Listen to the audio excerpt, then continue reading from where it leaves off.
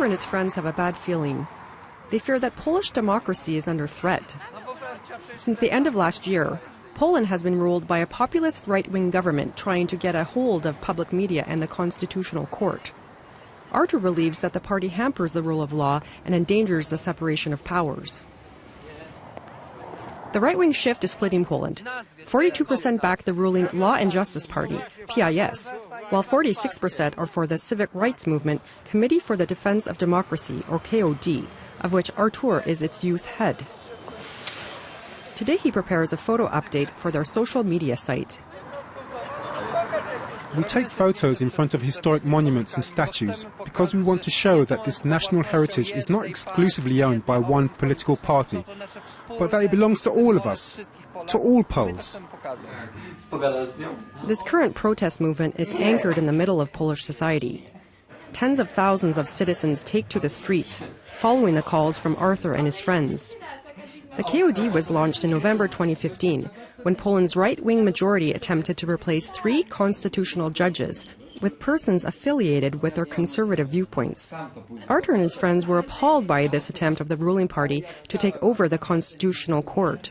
The situation in Poland today worries me deeply. I'm a young historian, and therefore I know about the political consequences of such a situation. I'm worried.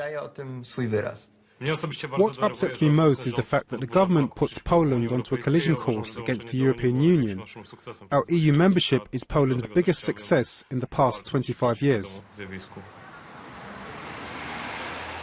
The new government's involvement in public media is another controversial topic. Top professionals have been replaced by right-wingers. We meet one of the sacked journalists at his home. European journalists' associations protested against the politically motivated firings. We are jobless now. First day it was just 2 of us, the head of the news and myself. Next day it was tsunami. The country which wants to be recognized as a democratic country must provide operational independence of media, especially public media. If we have direct intervening of the politicians in the program making, I don't think we can call that country democratic anymore. It is a bit, again, scary because it's becoming typically Polish radio and television. It will become another government ministry of propaganda. In a Warsaw cafe, we interview Jaroslaw Kaczynsky, another top journalist who was let go. He works here on his laptop, sending CVs around the country.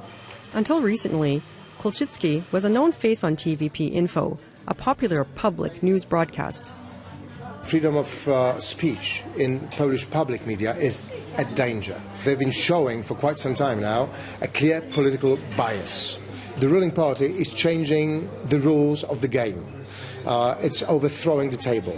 It's implementing its own rules without any discussion. We are in the middle of a serious revolution. Some of the coffee house customers listen in, and not everybody agrees. A woman introduces herself to us as a retired judge and supporter of the ruling Law and Justice Party. Before the governmental change, the public media were clearly biased, presenting left-wing, liberal opinions corresponding to the viewpoints of the former government. That was not fair play, so I abandoned TV. I've lived without it for 3 years. To stay informed, I switched to the internet, where I can choose for myself. We meet Artur again. The civil rights activist is not in the best of moods. He's going to have a chat with Eva, a supporter of the ruling Law and Justice Party, or PIS.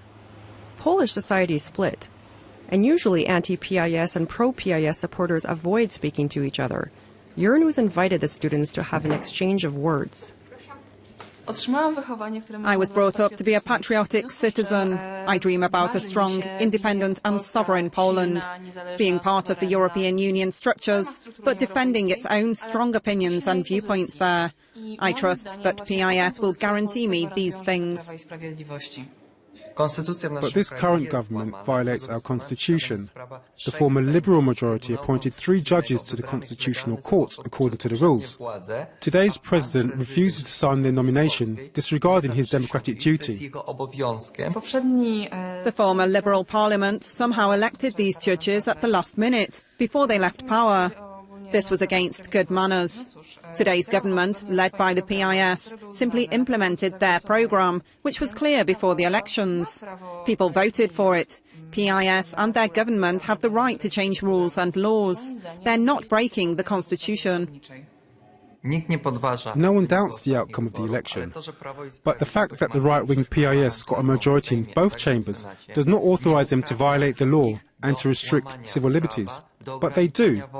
They violated the liberty of public media. They transformed it into a national media instead, led by a politician linked to the ruling party.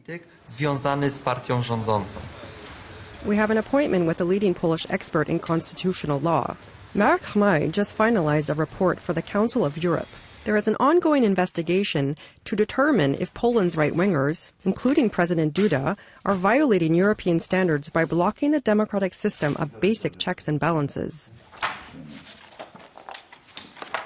This position of President Duda is very abnormal, because in democratic state must be separation between judicial power from one side and with executive and legislative power. Now, with separation, we have very big problem, and this is the constitutional crisis. Democracy is a play, like in football, but without the rules, play don't make a sense. Leaving the capital Warsaw, it's a 1-hour journey to a tiny village where Artur lives with his parents. The 22-year-old is locally involved too. A member of the volunteer fire brigade, he won a Red Cross rescue medal. But how to rescue Poland? Our civic rights movement should not transform into a political party. It should stay a guardian of the constitution and Polish democracy. We, my husband and me, voted in the past for the Law and Justice Party, but this was a mistake. Our political conviction is completely different now. We are worried that something could happen to our son. But I believe that the ruling government is still a democratic one, and that nothing serious will happen to Artur. Nevertheless, we check that he gets home safely. Artur is a go-getter of a character who takes on difficult tasks. In his free time, he jogs and rides his bicycle. Recently, he came in third in a 24-hour bike race. But current times are hard. There is little leisure. Rather, he sets out on a marathon train travel, crisscrossing Poland. Artur wants to serve his country's democracy by building up sound structures for civil rights movements everywhere. I travel Poland from town to town to meet all young people back in our Committee for the Defence of Democracy. I want to exchange ideas, but we need to prepare further actions. Working closely with the Council of Europe, the European Commission has launched an in-depth inquiry into whether or not democracy in Poland is in peril. Results of the investigations will be known in March.